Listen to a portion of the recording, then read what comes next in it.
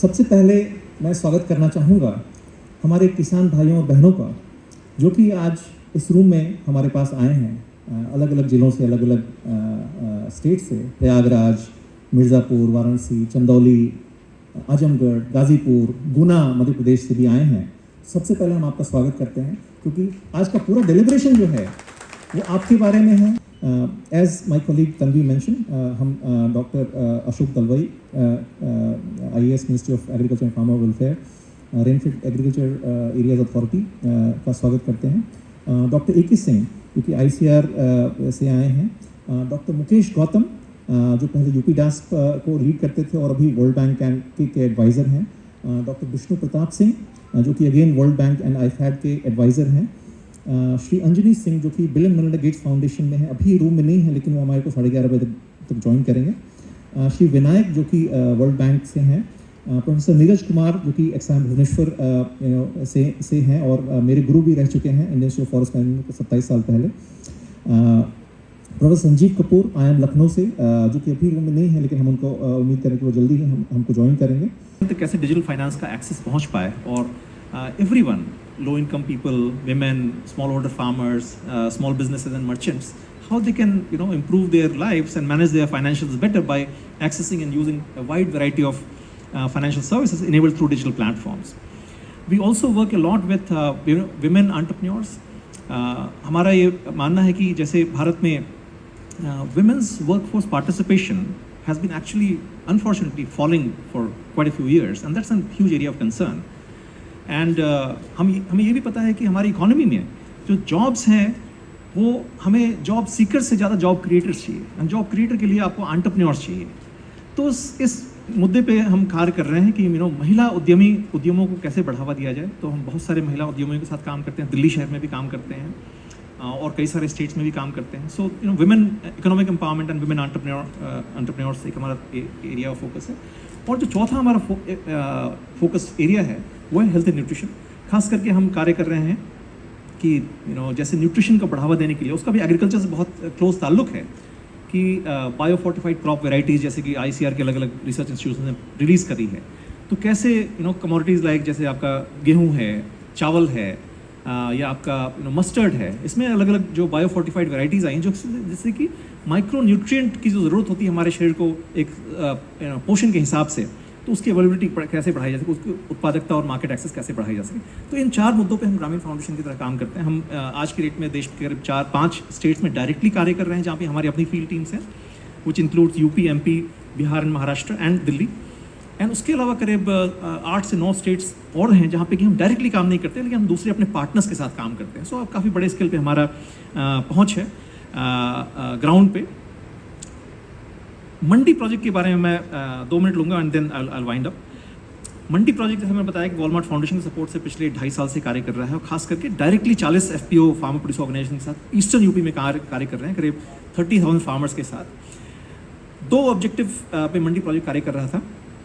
पहला कि कैसे स्मॉल होल्डर फार्मर्स, जो कि करीब 85% फार्मर्स हमारे स्मॉल एंड मार्जिनल कैटेगरी में आते हैं, उनका इनकम एंड रेजिलियंस कैसे बढ़ाया जाए, इंप्रूव किया जाए। एंड दूसरा मुद्दा था कि कैसे उनकी हम women's participation in agriculture value chains and farmer produce organisation उसको बढ़ाया जाए। For FPOs and for the smallholder farmers, working on access to market for the farmers so that they can sell their outputs and produce. तीसरा था कि bringing technology and digital platforms so that the farmers can benefit by access to these digital platforms and use data for decision making. And चौथा था, of course, working a lot on improving women's participation in the FPOs as members, as board of directors, and in agriculture value chains. We have had some, पता है कि बहुत ज़्यादा अभी दूरी तय करनी है, बहुत आगे दूर तक जाना है, और हमें जो थोड़ी बहुत सफलता मिली है, चैलेंजेस भी उतनी ही ज़्यादा है।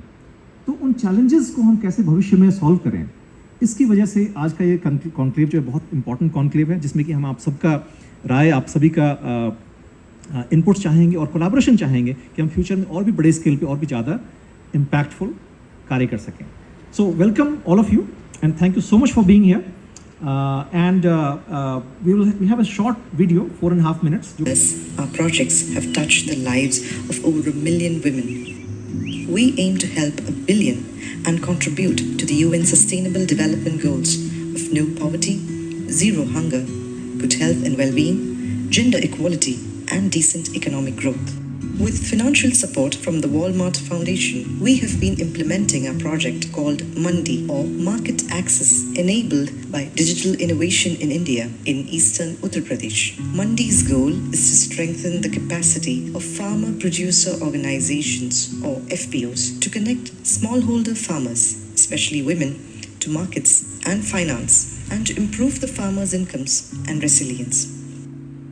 कृषि हमारे देश की करीब 50% से ज्यादा लोगों की आजीविका का मुख्य साधन है। इसमें लघु और छोटे किसानों और महिला किसानों की खासकर मुख्य भागीदारी होती है। करीब 50% किसान हमारे देश में लघु और मध्यम किसान वर्ग में आते हैं और खेतों के ऊपर जो कार्य होता है इसमें महिलाएं 60 से 70% कार्य महिलाएं करती हैं। लेकिन उन्हें अपना ये कार्य करने में 4 मुख्य दिक्कतें आती हैं। पहला वित्त का अभाव, दूसरा बाजार तक पहुंच का अभाव, तीसरा तकनीकी जानकारी का अभाव और चौथा कि एग्रीकल्चर वैल्यू चेन में महिलाओं की भागीदारी कम है। पिछले 2.5 वर्षों से वॉलमार्ट फाउंडेशन के सहयोग से ग्रामीण फाउंडेशन मंडी प्रोजेक्ट के तहत इन 4 समस्याओं के ऊपर कार्य कर रहा है और हम इस प्रोजेक्ट को आगे बढ़ा के और भी ज्यादा एफपीओ के साथ और भी ज्यादा किसानों के साथ कार्य करना चाहते हैं, हम बड़े स्केल पे इम्पैक्ट क्रिएट कर पाए। Mandi tailors capacity development plans for the FPOs to show them how to strengthen their market linkages and sustain operations. Mandi term loans to build infrastructure. Our unique network of women entrepreneurs called Grameen Mitras has helped farmers and their families become aware of the loans and services they can get and the technologies at their disposal to improve farming. Like all Grameen interventions, Mandi also helps women join the mainstream by holding gender dialogues and training sessions and encouraging gender-sensitive agri-value chains. Mandi has powered a 122% increase in membership of women in FPOs and a 25% increase in women in governance and management roles. Mandi has supported FPOs to improve their data collection and its usage, better access to organized markets. FPOs have seen their revenues increase by an average of 230%, while farmers have increased their input and output service uptake by 200% and 367% respectively. Mandi has helped the FPOs digitalize data of over 44,000 farmers, 37,000 fields, and 48 crops. Today, 38 FPOs use live dashboards to gain data-driven insights, optimize their farming processes, and improve profitability. The project has also introduced more than 10,000 smallholder farmers to an app-based nutrient management system called the Rice Wheat Crop Manager, developed by International Rice Research Institute. Mandi has been able to fulfill its primary objectives of strengthening the capacity of FPOs, opening up financial opportunities, and empowering smallholder farmers, especially women, to get easier market access. The FPOs now use data-driven insights which have helped increase smallholder farmers' incomes and resilience, especially during the COVID-19 pandemic. At Grameen Foundation India, we would like to thank the Walmart Foundation for its support that has put the glow of hope, happiness, and prosperity on every face impacted by Mandi. Thank you, sir. Okay, thank you. Good morning. Thank you, Dhanvi, for the kind words. My pleasure this morning to be amidst all of you. It captures the essence of the contemporary challenges and also suggests solutions. It is no gainsaying that there are challenges today to the agriculture sector,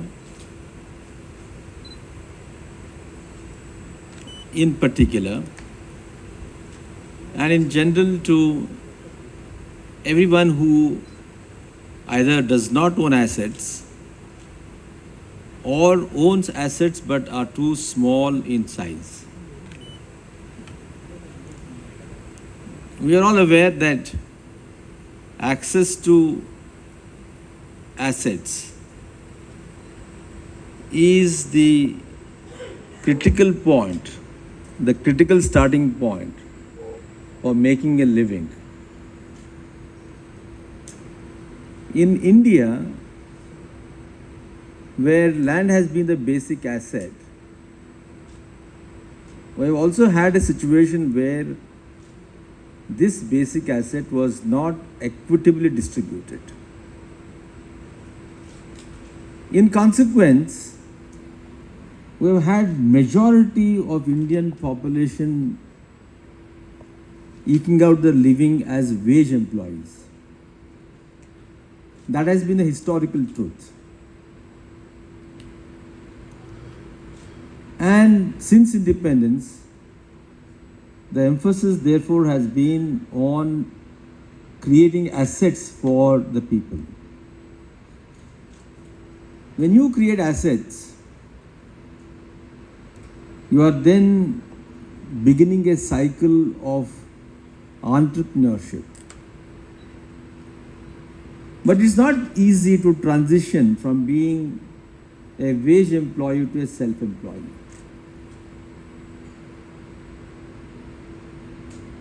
We assume that when we transfer an asset, then automatically the managerial ability in that person gets triggered, which is not true. Let's take, for example, a tribal woman in some remote parts of central India, where under the self-employment schemes, governments give credit-linked back-end subsidy assets like, say, a dairy animal.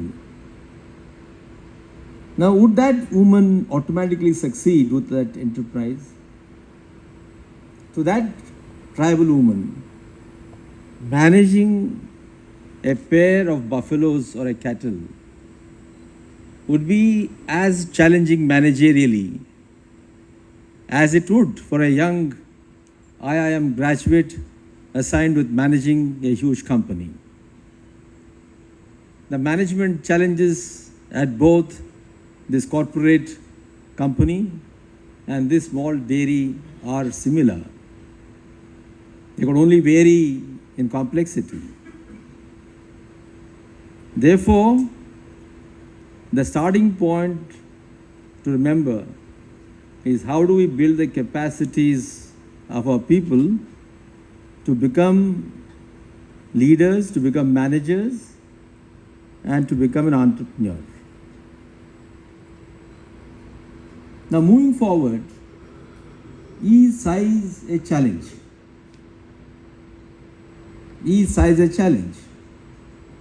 Now, classical economics teaches us that yes, size is a challenge.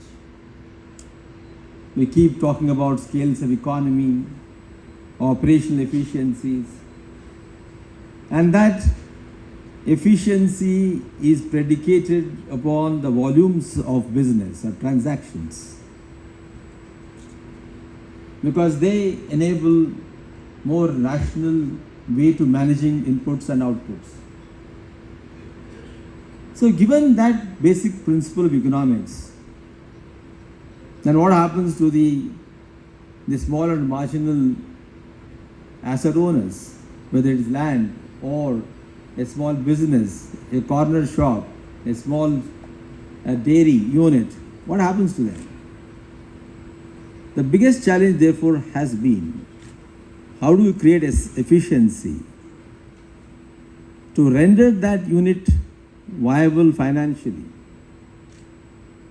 And we talk about financial viability, it essentially talks about generating net positive returns on the investments that one makes. Now, the returns could be positive or negative.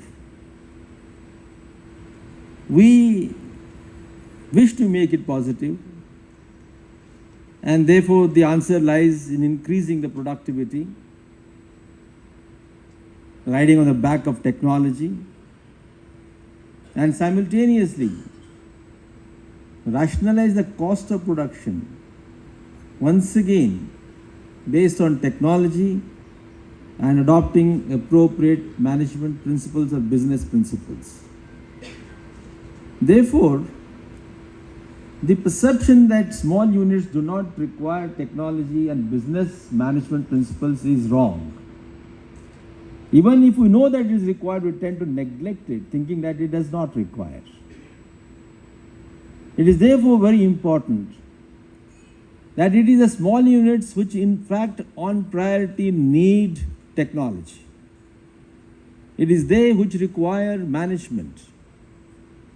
Unfortunately, all our educational institutions, research institutions, give a go-by to this fundamental requirement and tend to focus on the big, on the large. Speaking about this, I am reminded about that beautiful book. Mr. Anil must have read it. E.F. Schumacher's Small is Beautiful. How many of you have read that? Yes, I'm happy to see that there are still people who have read it. Small is Beautiful, which is now 50 years old. Now it is called a vintage book. That's what is the title now. He was talking about that economics, as advocated by classical economists, neoclassical economists, is not always about economic principles. Not every human psychology can be captured by the principle of economics. There is a behavioral science component to that. And that is what the Nobel Prize winner Thales talked about as nudge theory. The point I want to drive home to all of you is, don't talk of economics all the time. Economics helps you to capture the basic movement of goods and services and the way we transform them from one form to another form. But most important when we deal with the smallholders is to focus on behavioral change. And that behavioral change means to trigger in them that self-confidence, that spirit that I can do it, that aspiration to become part of a progressive society, and that desire to self-actualize, as that famous psychologist Abraham Maslow speaks about, that we move from fulfilling the basic physiological needs to the highest need of self-actualization.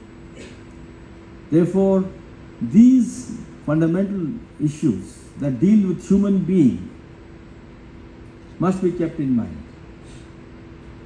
Always we have been focusing on growth of industries, growth of agriculture. But what does growth do? Does growth automatically bring about a change in the lives of people? Growth and development has now for some time been substituted rightly by growth with development.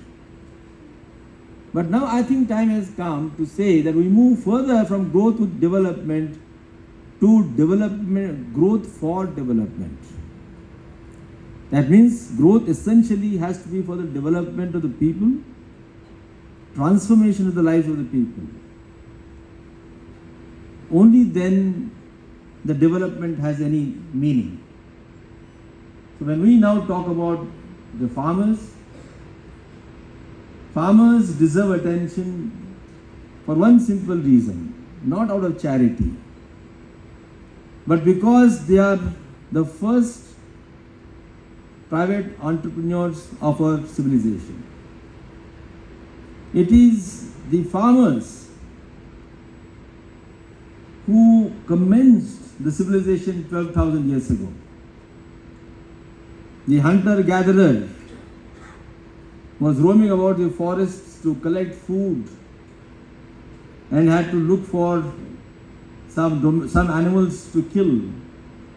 Was killed in actuality many a time. Was happy to find some seeds and animals to be domesticated and access food security. But that particular person who has served the society for the last 12,000 years is today not served properly by the modern society. Therefore, today the attention has to be for the farmers who in India constitute the majority as a class of professionals. If we're talking about the average welfare of the Indian society, that is possible only when we are able to upgrade the average income of the farmers and therefore target average welfare of the farmers. And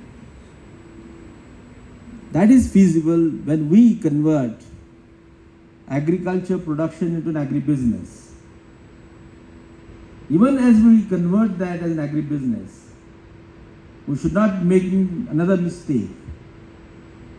And that mistake will lie in the domain of sustainability. So what we need to do now with farmers, when we want to transform them as agri-entrepreneurs, is to keep in mind three things. That we need nutrition for our people, we need income for our farmers as entrepreneurs, and we need to ensure that this production does not happen at any cost. This production does not happen in any manner. It happens at rational cost of production. It happens in a sustainable manner. That means ecology is the fulcrum of production and transaction. Therefore, to abstract, nutrition security, income security, and ecological security have to be the three principal pillars of our way forward for this farming community. So aggregation of produce, mobilization of farmers, these are the two wheels of the way forward. Only then can we bring in those scales of economy which is feasible at large scale units to the small scale units. In the 21st century, the challenges that technology, management and economics have had over the last 150 years are finding a solution. The scales of economy today are possible by applying digital technology. The decentralized fragmented production units can all be integrated on a common platform, supported of course by a strong logistics, so that both inputs and outputs are handled in a more efficient manner. In the 20th century, we did not have this luxury, and therefore we assume that only large-scale units can succeed. Today, in fact, there is an advantage to have a small-scale unit because it brings in more personal management principles. Because one of the challenges of the large-scale unit has been indifference, anomie, social breakdown. But in small units, we'll have the advantage of that familiarity, of unity, of people, harmony, and simultaneously reap the benefits of large-scale production and marketing systems. So I think the challenge is how digital technology can be deployed to address the challenge of decentralized production and decentralized marketing systems.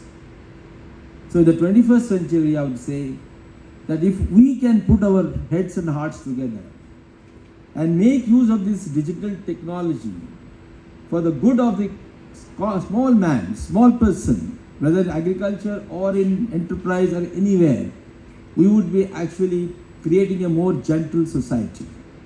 We are in need of a more gentle society. The last point that I would say is that all farmer producers organizations must now begin to focus not just on production and not just on marketing. Alongside that, how do we actually take a first step towards bioeconomy? We need to shift from fossil resource-based manufacturing systems to bio-resource-based manufacturing systems. Therefore, whether it is the materials or the enzymes or the fuels or any other kind of commodity which are all being generated using fossil resources, adding to huge amounts of greenhouse gases, need to be shifted to use of bioresources generated on the farms. And by that, we are bringing in renewability, we are creating a virtuous cycle and ensuring that the raw material as a feedstock for industry is available on a continuous basis. And as we do that, since we are talking about a small farmers, small holders, landless agricultural labor in the villages, we also need to focus on promoting micro industries. So whether farmer producers organization can do agriculture plus micro industries. And when we step into micro industries, we're actually getting into secondary agriculture. So my suggestion to you all today is that agriculture must be considered as a composite of primary agriculture and secondary agriculture. Primary agriculture is that which depends on biological systems of production, whether physiology in crops, photosynthesis in crops or physiology in animals. They all are natural systems of production that give us something, some output. That is all primary. But when we add value to that, if we step into secondary agriculture, in the absence of secondary agriculture, we are actually meeting a huge loss of 6 to 45% of our agriculture produce. So the farmer producers organization will benefit if we are able to increase viability of their business through volumes of transaction based on both primary and secondary agriculture. So my suggestion therefore is this artificial compartmentalization of agriculture industry must be broken, and we must bring them back together at the village level, and both of them depend on bioresources that are generated on the farms, and therefore not just grains or roots or tubes or fruits, but also the biomass will find value. Today in India, while we produce 305 million tons of food grains, we produce 768 million tons of biomass, and that's going waste. That are also made of the same compounds as the grains are. So I think there's a lot that we can do. That means there's a hope. Let's be optimistic. We bring in all modern management principles, appropriate technology, combined with our desire to help these people and make the small person a viable entrepreneur and a part of the mainstream of India's growth story. So thank you very much. Congratulations to Grameen Foundation for all the great work that you are doing. We certainly need more people like you, and we're all with you. Thank you very much.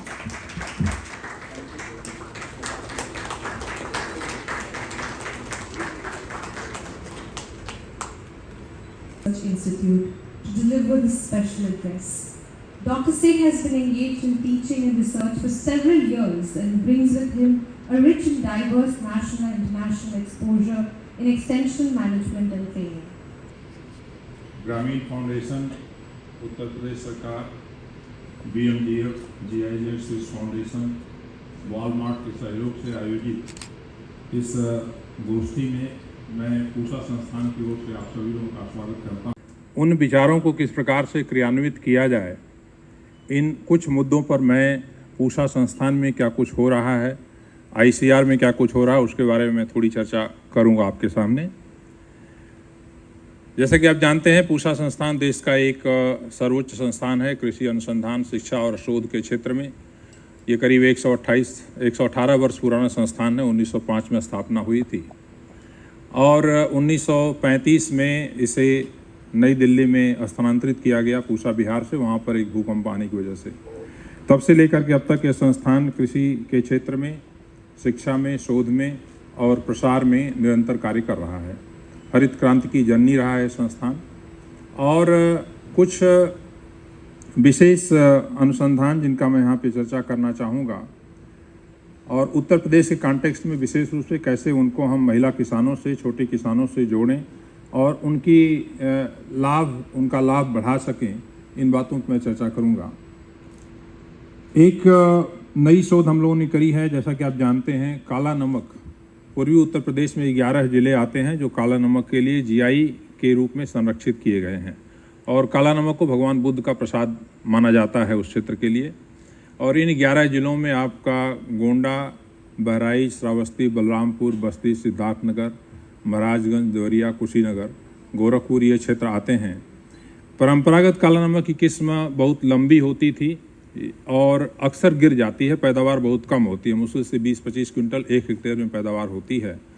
तो इससे किसानों के लिए बहुत लाभप्रद किस्म नहीं रही है। पिछले करीब 15 वर्षों से हम लोग इसके ऊपर शोध कर रहे थे और हम लोगों ने काला नमक की 2 बौनी प्रजातियां विकसित की हैं। अभी इसी वर्ष वो विमोचित हुई हैं राज्य सरकार के द्वारा, बाद में केंद्र के द्वारा नोटिफिकेशन हुआ है। उनका नाम है पूसा नरेंद्र काला नमक 1 और पूसा CRD काला नमक 2।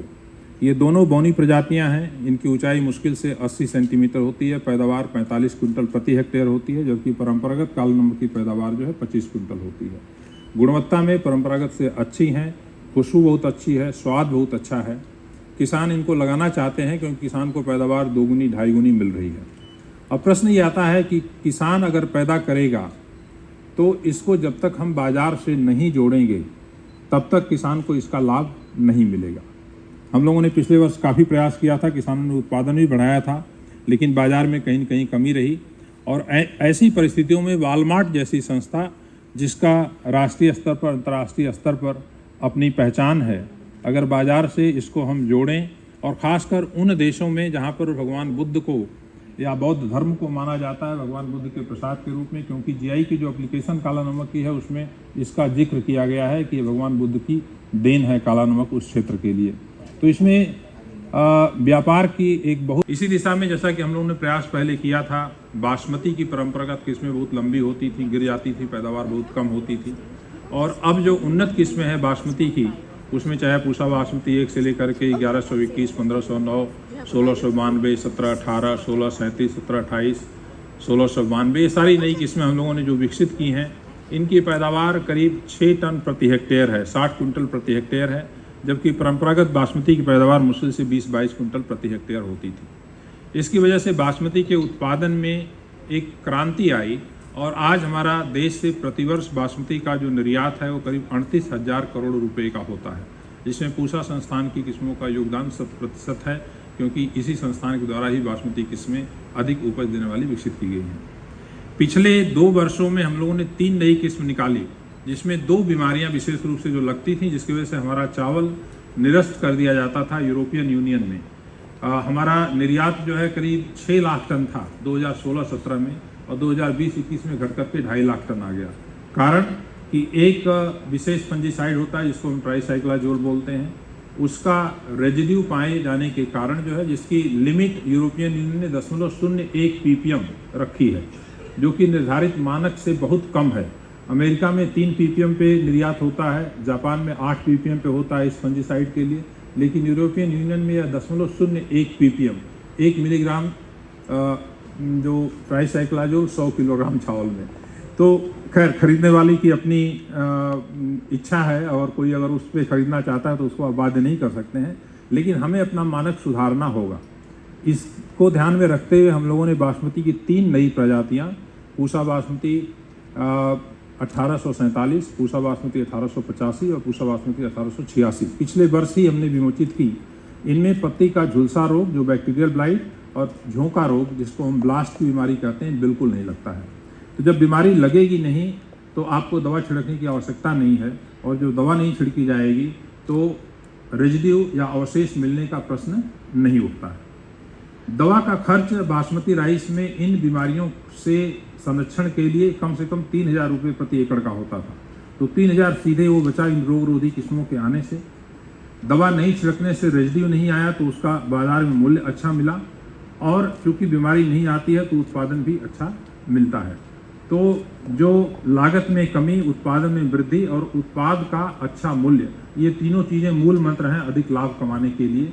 इन किस्मों से संभव हो पाया है, और आगे आने वाले दिनों में मुझे उम्मीद है कि बासमती का निर्यात और अधिक ऊंचाइयों को छुएगा। पश्चिमी उत्तर प्रदेश में 27 जिले आते हैं जो बासमती खेती के लिए चिन्हित किए गए हैं। बासमती भी GI में प्रोटेक्शन है, और उत्तर प्रदेश सरकार के लिए विशेष रूप से काफ़ी बड़ी संभावना है बासमती में ऑर्गेनिक प्रोडक्शन करने के लिए। इन रोग रोधी किस्मों के साथ ऑर्गेनिक प्रोडक्शन बिल्कुल संभव है, क्योंकि आपको दवा का प्रयोग नहीं करना होगा। इसके अलावा बायोफोर्टिफाइड किस्मों की जिक्र किया गया जो जैव संवर्धित किस्में हैं जिनमें पोषक तत्वों की मात्रा खासकर आयरन है, जिंक है, प्रोटीन है, प्रोवाइटामिन ए है, ये ज़्यादा मात्रा में है। अब तक कुल करीब 87 बायोफोर्टिफाइड किस्में विकसित की जा चुकी हैं, जिसमें पूषा संस्थान के द्वारा करीब 35 किस्में निकाली गई हैं। माननीय प्रधानमंत्री जी ने इनको विमोचित किया था। अब प्रश्न ये उठता है कि इन किस्मों में आयरन, लोहा तत्व, जस्ता तत्व 3 गुना 4 गुना मात्रा में है, प्रोवाइटामिन ए ज़्यादा है, लाइसिन ट्रिप्टोफान ज़्यादा है। चाहे हम बायोफोर्टिफाइड मेज की बात करें, चाहे मसूर की बात करें, चाहे गेहूं की बात करें, इनको किस प्रकार से हम मूल्य श्रृंखला में लाएं और उत्पादन से लेकर के बाजार तक, उपभोक्ता तक इसको जोड़ें। क्योंकि किसान बायोफोर्टिफाइड किस्मों को सिर्फ इसलिए नहीं लगाएगा कि वो जैव संवर्धित हैं, बायोफोर्टिफाइड हैं, उसमें पोषक तत्व ज़्यादा है। जब तक ये किस्में किसान को अधिक पैसा नहीं देंगी तब तक किसान इसको नहीं लगाएगा। एक साधारण उदाहरण मैं अक्सर देता हूं कि जब कोविड का समय चल रहा था तो उस समय एक टैबलेट हम लोग जिंकोवा खाते थे, उसका दाम जो है 6 रुपये होता था और उसमें 30 ppm जो है जिंक पाया जाता है। तो 1 ppm जिंक का दाम जो है जिंकोवा के माध्यम से हम ले रहे थे वो करीब 20 पैसे आ रहा था। अगर हम बायोफोर्टिफाइड बाजरे की बात करें तो सामान्य बाजरे में आयरन की मात्रा 40 ppm होती है, बायोफोर्टिफाइड में ये 80 ppm है। तो 40 ppm जो आयरन इसमें बढ़ा, सिर्फ उस आयरन की मात्रा का मूल्य अगर से हम निर्धारित करें तो ये जो है करीब करीब 600 रुपये सिर्फ आयरन की जो अधिक मात्रा है। 1 किलो बाजरे में, 1 कुंटल बाजरे का दाम 600 रुपये आयरन ज़्यादा होने की वजह से होना चाहिए। सिर्फ कास्ट ऑफ प्रोडक्शन जो है उसके आधार पे अगर MSP का निर्धारण होगा या बाजार का मूल्य तय किया जाएगा तो उतना ही काफ़ी नहीं है, क्योंकि धान और गेहूं में पोषक तत्वों के नाम पे कुछ नहीं होता है। अगर बाजरे में, रागी में और मड़ुआ में, कोदो में, कुटकी में, सावा में पोषक तत्व ज़्यादा हैं तो उत्पादन के अतिरिक्त उत्पादन लागत उसमें बहुत कम है। अगर उत्पादन लागत के आधार पर उनका मूल्य निर्धारित किया जाएगा तो किसानों को क्या मिलेगा? कुछ नहीं मिलेगा। लेकिन उपभोक्ता जब पैसा देता है तो उसमें पोषक तत्व है, उसके लिए पैसा देता है और उस पोषक तत्व के द्वारा दिए गए पैसे का जो स्थानांतरण है वो किसान को भी होना चाहिए। तो मूल्य निर्धारण में एक नीतिगत परिवर्तन की आवश्यकता है, खासकर जब हम पौष्टिक अनाजों की, मोटे अनाजों की या श्री अन्न की बात करें। और जब तक इसको हम इससे नहीं जोड़ेंगे तब तक हम चाहे जितना कोशिश कर लें, किसान इसको नहीं अपनाएंगे। किसान तभी अपनाएंगे जब उसको उसका लाभ मिलेगा और किसान ही पैदा करने वाला है तभी बाजार में आएगा। इसके अलावा कुछ नई विधाएं हैं जिसके क्षेत्र में हम लोग काम कर रहे हैं। उसमें एक विधा है कार्बन फार्मिंग की या कार्बन क्रेडिट की।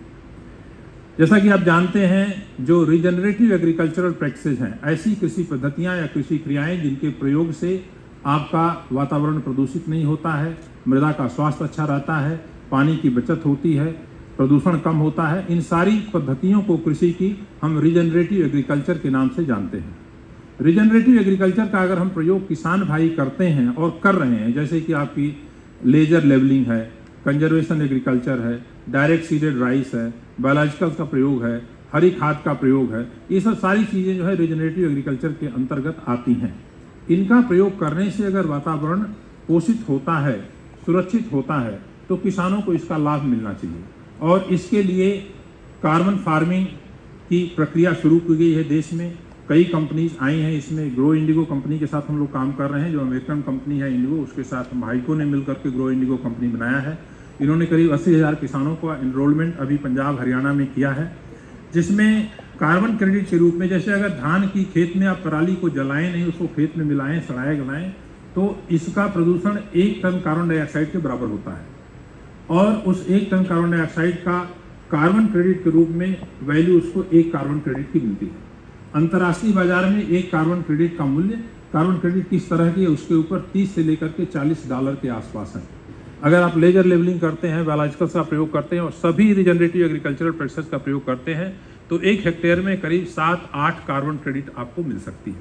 8 कार्बन क्रेडिट का $30 के हिसाब से $240 हुआ, जो कि अगर रुपए के टर्म्स में कन्वर्ट करें तो 25,000 रुपये आपको प्रति हेक्टेयर कार्बन क्रेडिट के रूप में मिलेगा।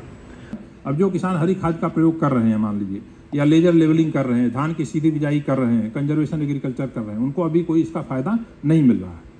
उसके द्वारा जो उत्पाद हो रहा है, अगर मान लीजिए धान की सीधी बिजाई से हम चावल पैदा करते हैं और वो चावल अगर बाजार में आता है, उस चावल में जैसा कि हम जानते हैं धान की सीधी बिजाई से ग्रीन हाउस गैस के उत्सर्जन में 35% कमी आती है। तो इस चावल के अगर बैग पे लिखा जाए कि लो कार्बन राइस और उसका बाजार में मूल्य 20 रुपये के बजाय अगर 30 रुपये दिया जाए, जब धान की पराली किसान के खेत में पंजाब, हरियाणा, पश्चिम उत्तर प्रदेश में जलाई जाती है तो पूरे दिल्ली में हाहाकार मचता है।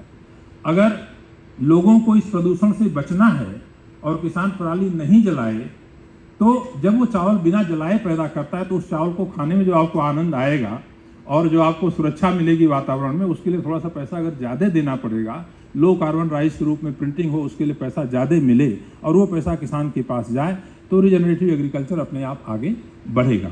बहुत सारे व्यवसाय हैं जो कि प्रदूषण करते हैं, लेकिन वो अपना प्रदूषण, अपना कार्बन फुटप्रिंट कम नहीं कर सकते हैं। हवाई जहाज अगर उड़ेगा तो उसका प्रदूषण होगा, फर्टिलाइजर इंडस्ट्री फर्टिलाइजर बनाएगी तो प्रदूषण होगा, फूड एंड बेवरेज इंडस्ट्री जो अपना उत्पाद करेंगे उसमें प्रदूषण होगा।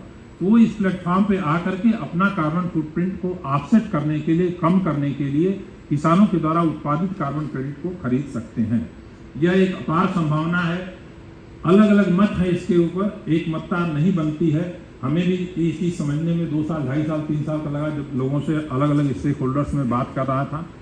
तो इसको आगे बढ़ाना है और ऐसा अनुमान लगाया जाता है, जो अध्ययन अभी तक अलग अलग क्षेत्रों में किए गए हैं, कि आगे आने वाले दिनों में धान और गेहूं के निर्यात से जितना हमको पैसा मिलता है, उससे ज़्यादा पैसा शायद कार्बन के निर्यात से मिलेगा अगर हम रिजनरेटिव एग्रीकल्चर का प्रयोग करते हैं। तो ये एक अपार संभावना है, इसके ऊपर भी हमें ध्यान देने की आवश्यकता है। प्रिसीशन फार्मिंग, इस क्षेत्र में भी संस्थान काफ़ी काम कर रहा है। ड्रोन का प्रयोग मात्र दवा छिड़काव के लिए नहीं, बहुत सारी चीज़ें हैं जिसके लिए ड्रोन का प्रयोग हम कर सकते हैं। जैसे ड्रोन के ऊपर सेंसर लगा करके आप अपने खेत के ऊपर उड़ाइए, 8 मिनट के अंदर 1 एकड़ में घूम करके ड्रोन आएगा, बताएगा किस जगह पर, जैसे धान का खेत है, ब्राउन प्लांट हापर या तेला चेपा लगा हुआ है, फला जगह से इसकी शुरुआत हो रही है। अगली बार ड्रोन उड़ेगा अपनी टंकी में, वही मेमोरी लेकर के जा करके उसका नोजल सिर्फ वहीं पे खुलेगा जहाँ पे कि चेपा लगा हुआ है, छिड़काव वहीं पे होगा, बाकी खेत में छिड़काव करने की जरूरत नहीं है। सही समय पर, सही मात्रा में, सही तरीके से, सही दवा का प्रयोग करके जो हम अवशेष हैं दवाओं के, प्रदूषण है दवाओं के द्वारा, उसको हम कर सकते हैं। और प्रिसीशन फार्मिंग के द्वारा हम किसान की आय निश्चित रूप से बढ़ा सकते हैं। ड्रोन के क्षेत्र में सरकार के द्वारा बहुत काम किया जा रहा है, इसको बढ़ावा भी दिया जा रहा है। हम लोग अपने संस्थान में ड्रोन के द्वारा सॉयल हेल्थ कार्ड किस प्रकार से बनाए, जैसा कि आप जानते हैं हमारी आवश्यकता बहुत ज़्यादा है। सॉयल हेल्थ कार्ड की अभी हमारी यूनिट जो है वो 4 हेक्टेयर पे 1 कार्ड बन रहा है, लेकिन हम जानते हैं जब हम साइट स्पेसिफिक न्यूट्रिएंट मैनेजमेंट की बात करते हैं तो हमारा जो स्टेज है, इसकी साइज का भी अगर खेत होगा तो इस खेत में अगर कहीं ज़मीन पे अच्छी है, कहीं ज़मीन थोड़ी सी ख़राब है, तो उसके हिसाब से न्यूट्रिएंट का एप्लीकेशन किया जाए। तो ऐसी परिस्थिति में 4 हेक्टेयर का मानक किसी भी रूप से साइट स्पेसिफिक न्यूट्रिएंट मैनेजमेंट में काम नहीं आ सकता है। उसको हमें और छोटे स्तर पर लाना होगा और उसके लिए हमें ये अपनी क्षमता जो है बढ़ानी पड़ेगी। जो सॉयल हेल्थ कार्ड हम बना रहे हैं और उसमें ड्रोन के द्वारा और सैटेलाइट इमेजिंग के द्वारा इस पर हम लोग काम कर रहे हैं कि सॉयल हेल्थ के सारे 14 के 14 पैरामीटर जो हम वेट लैब केमिस्ट्री के द्वारा करते हैं, मिट्टी का नमूना ले आकर के लैब में टेस्ट करते हैं, उसको हम ड्रोन या सैटेलाइट के माध्यम से तैयार कर सकें। तो हर खेत का बहुत ही प्रिसाइज मैप तैयार होगा, इस क्षेत्र में हम लोग काम कर रहे हैं। और इस तरह से संस्थान के द्वारा क्लाइमेट स्मार्ट विलेजेस की स्थापना की गई है, जिसमें जितने भी रिजनरेटिव एग्रीकल्चरल प्रैक्टिसेस हैं उनको किसानों के यहाँ ले जा करके हम लोगों ने स्थापित किया है। वाटर हार्वेस्टिंग से लेके प्रिसीशन एग्रीकल्चर से लेके लेजर लेबलिंग सारी चीज़ें। और उसी तरह से agri nutri smart villages Baghpat में और सोनीपत में हम लोगों ने 8 गाँवों में करीब 10,000 महिलाओं के साथ मिलकर के काम कर रहे हैं। उन महिलाओं को जा कर के गाँव में जो बायोफोर्टिफाइड फसलें हैं उनकी जो पोषक तत्वों का क्या फ़ायदा है, उनको खाने से उनको शिक्षित करना इसके बारे में। सबसे बड़ी समस्या एक तो पौष्टिक अनाजों की उपलब्धि एक तरफ समस्या है, दूसरी तरफ पोषक तत्वों के बारे में जानकारी न होना, ये एक बहुत बड़ी विडंबना है। और ये लिटरेसी जो है वो पढ़े लिखे लोगों में, आप जो अनपढ़ हैं उनको तो छोड़ दीजिए, लेकिन जो हम पढ़े लिखे लोग भी हैं, अगर सुबह से देख लीजिए हम लोगों ने कितना खाया है, हमारी कितनी कैलोरी रिक्वायरमेंट है। अगर हम डॉक्टर के पास जाते हैं, डायबिटिक हैं, तो पहली चीज़ डॉक्टर लिखता है 1600 किलो कैलोरी डायबिटिक डाइट, लेकिन हम दिन भर खाते हैं तो हमारे दिमाग में कभी नहीं आता है कि हम कितने कैलोरी ले रहे हैं। तो हम पढ़ लिख करके भी अनपढ़ है जहाँ तक न्यूट्रिशन की बात है। हमको सब कुछ उपलब्ध है, लेकिन इसके बाद भी खा करके अपना हेल्थ खराब कर रहे हैं। इस बारे में भी शिक्षा करने की ज़रूरत है और ग्रामीण स्तर पे पोषक तत्वों के बारे में, न्यूट्री गार्डन बनाने के बारे में, सब्जियों का पैकेट हम लोग ने दे करके इन सारे गाँवों में, तो ये सभी महिलाएं अपना घर पे सब्जी उगाती हैं, उसका प्रयोग अपने किचन में करती हैं और इससे और लोगों को प्रेरित करती हैं। तीसरा क्षेत्र जिसमें संस्थान बहुत बड़े पैमाने पर काम कर रहा है, जिसमें किसान उत्पादक संगठन FPOs बहुत अच्छी तरह से जुड़े हुए हैं, उसमें हमारा एक कार्यक्रम कृषक सहभागिता बीज उत्पादन का है। पूसा संस्थान में ज़मीन बहुत ज़्यादा नहीं है, हमारे पास 300-400 एकड़ ज़मीन है, लेकिन हमारी किस्मों का आच्छादन अगर पूरे देश में देखें तो गेहूं में पूसा संस्थान के द्वारा विकसित किस्मों का रकबा करीब 60% है। बासमती चावल में 100%, 2 मिलियन हेक्टेयर क्षेत्रफल में बासमती खेती होती है और सारा का सारा जो है पूसा संस्थान की किस्मों का रकबा है। तो इसका बीज उत्पादन हम अपने संस्थान में नहीं कर सकते हैं, इसलिए हमने कृषक सहभागिता बीज उत्पादन का कार्यक्रम 120 किलोमीटर क्षेत्र में दिल्ली के चारों तरफ शुरू किया है। राष्ट्रीय राजधानी क्षेत्र दिल्ली में किसानों को जाकर के ब्रीडर सीड देते हैं, उनका समूह बना हुआ है उत्पादन संगठन। उन ब्रीडर सीड देने के बाद हर अलग अलग समय पर जाकर फसल की हम देखरेख करते हैं अपने वैज्ञानिकों के द्वारा। जो उत्पादित बीज है उसको हम लेकर के आते हैं संस्थान में, उसको प्रसंस्कृत करते हैं, फिर पूसा संस्थान से उसका हम विक्रय करते हैं। तो इस बार बासमती का सिर्फ जो है बीज करीब 20 करोड़ रुपए का हम लोगों ने बेचा, जो कृषक सहभागिता बीज उत्पादन में किया। किसानों को फायदा क्या है इसका? जिस रेट पर हम बीज देते हैं किसानों को, अगर 100 रुपये किलो बीज हम दे रहे हैं किसानों को, तो उसका 65 रुपये जो है 100 रुपये पे 65% जो है वो किसान को सीधे ट्रांसफर होता है। वही किसान अगर बासमती की खेती करता और बाजार में बेचने जाता तो बहुत अच्छा दाम होने के बावजूद उसको 30 रुपये किलो से ज़्यादा नहीं मिलता, हम उसको जो है 65 रुपये किलो वापस दे रहे हैं। दूसरा फायदा, जो किसान बीज उत्पादक किसान बन गया उसको देखने वाले बहुत सारे किसान आते हैं कि ये कैसे इतनी अच्छी खेती कर रहे हैं, और इसमें से बहुत सारे जो बीज उत्पादक किसान हमारे थे, करीब 200 से ज़्यादा किसान आज उन्होंने अपनी कंपनी बना ली और बीज उत्पादन करके लोकल स्तर पर बीज को उपलब्ध किसानों को करा रहे हैं। तो इसके कई सारे फायदे हैं और बहुत कुछ इस क्षेत्र में करने की आवश्यकता है। पूसा संस्थान की तरफ से जो भी मदद चाहिए, मैं हमेशा आप लोगों के साथ खड़ा हूं और आपके साथ मिलकर के काम करने के लिए तैयार हूं। बहुत बहुत धन्यवाद हमें यह मौका देने के लिए।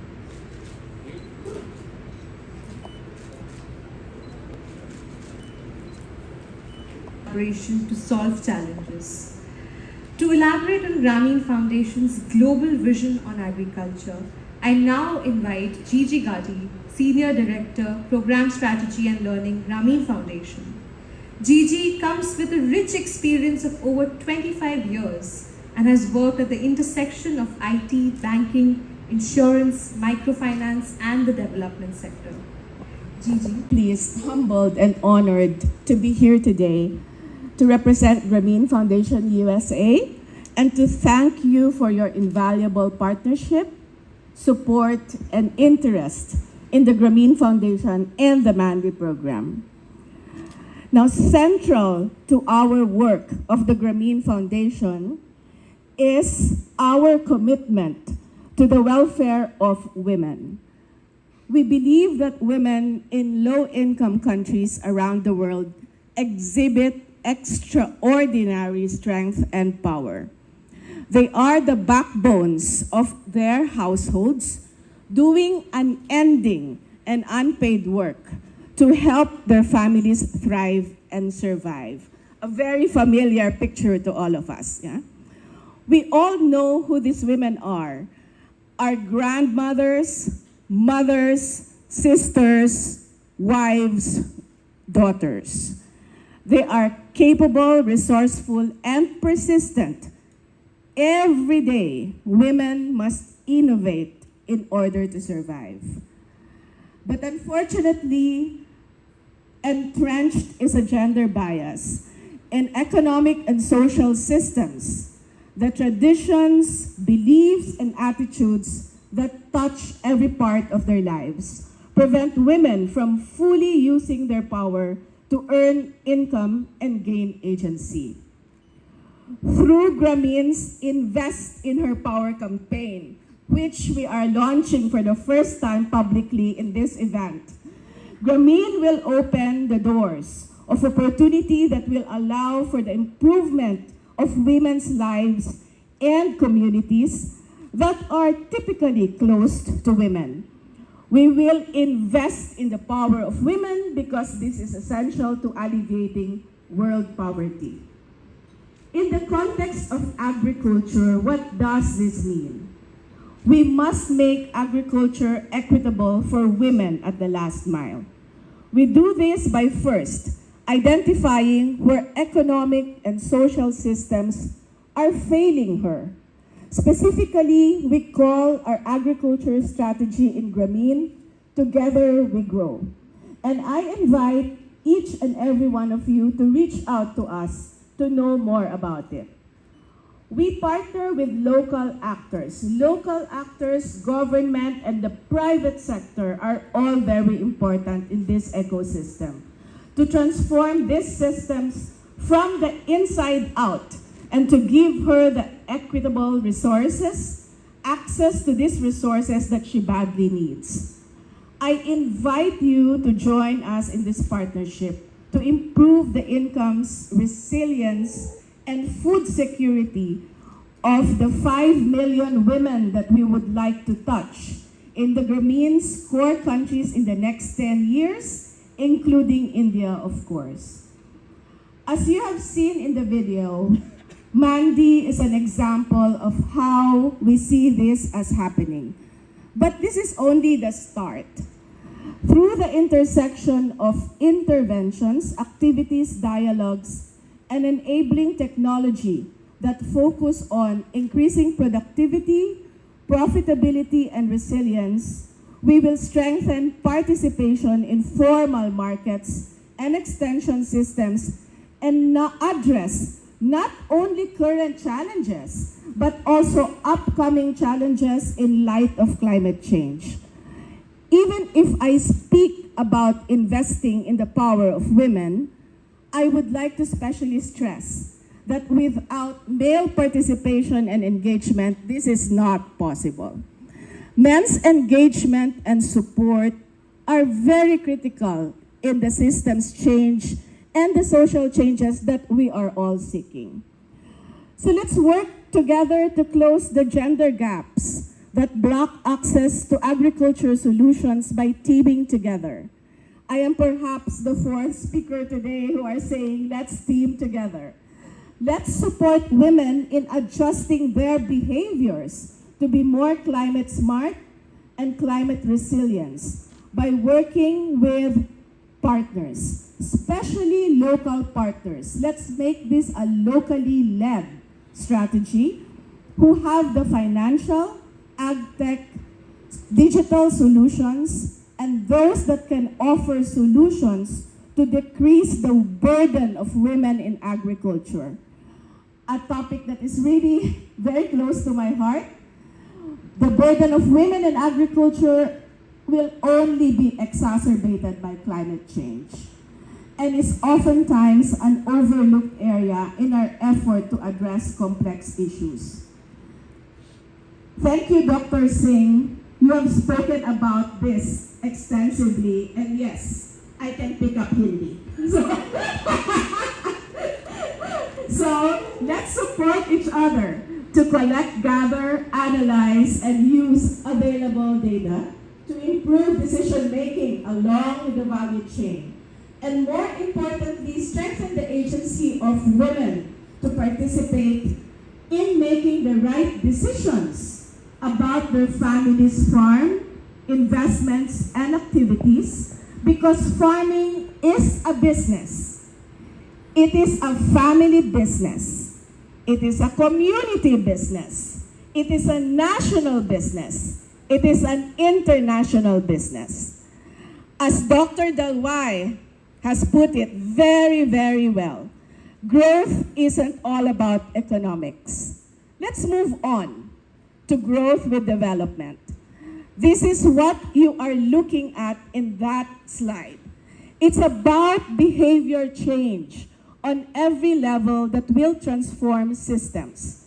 Income and entrepreneurship, as you can see, is only a small slice of the pie. Addressing financial inclusion gaps, reducing the digital divide, and increasing women's agency overall are all integral to our journey. To close, and I know you probably are looking for your coffee right now, I would like to invite everyone in this room who believes in the power of women to stand up. One of you to join us in this journey. Together, let's invest in her power. Thank you for your kind attention. Thank you, Gigi, for the very empowering presentation and thoughts. They are invisible and absent, especially in the post-harvest value chains. The panel, moderated by Mr. Raj Shekhar, consultant, World Bank, will take us through the many barriers faced by women in participating in the agricultural value chains and the viability and strategies tailored towards enhancing their participation. Mr. Shekhar, can we have you on stage, please? Bharat देश में बहुत बड़ी संख्या में छोटे और लघु किसान हैं। इनका जो ज़मीन है बहुत छोटे होते हैं, इसके साथ साथ फ्रैगमेंटेड भी है। आज का उद्देश्य है कि किसान को खाली सब्सिस्टेंस के लिए मात्र नहीं, उनको मार्केट के साथ भी जोड़ना बहुत आवश्यक है। मार्केट के साथ जुड़ेंगे तो उनको ज़्यादा फ़ायदा हो सकता है। अगर मार्केट के साथ जोड़ना है तो स्वाभाविक है कि उनका जो सरप्लसेस होता है, मतलब अपने खुद के लिए रखने के बाद जितना बचता है इस मार्केटिंग करने के लिए, अगर उसका प्रमाण ज़्यादा है तो मार्केट को पहुंचने में आसान है। मगर छोटे किसान को बड़े प्रमाण में उत्पादन करना मुश्किल होता है। अगर ये नहीं हो पाएगा तो वैल्यू चेन नहीं हो पाएगा। वैल्यू चेन का मतलब है एक फार्म गेट से मार्केट तक जोड़ना। मार्केट को जाने के लिए बीच में उनको स्टोरेज फैसिलिटी चाहिए, ट्रांसपोर्टेशन आवश्यक है। ये सब तो छोटे किसान को संभव नहीं है।